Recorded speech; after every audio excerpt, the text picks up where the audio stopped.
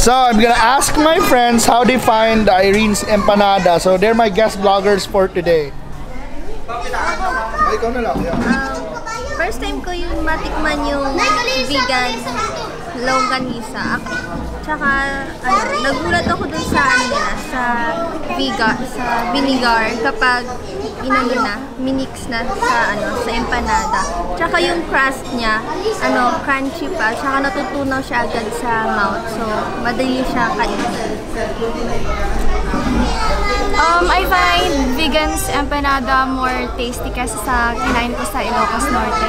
Tapos yung yung egg niya mas malasa kaysa doon kasi mas onti lang yung nilalagay nila. Ibang-iba siya dun sa natitikman ko sa Manila na galing pang Norte.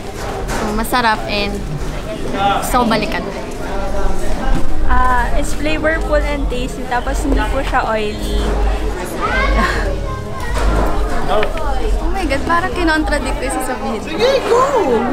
For me, it's kind of oily, pero yung vinegar nakakapagpa-balance ng lasa. So kapag hinalo mo siya, sobrang tasty niya. Unlike kasi sa Manila, yung crust niya sobrang lambot and parang hindi masarap.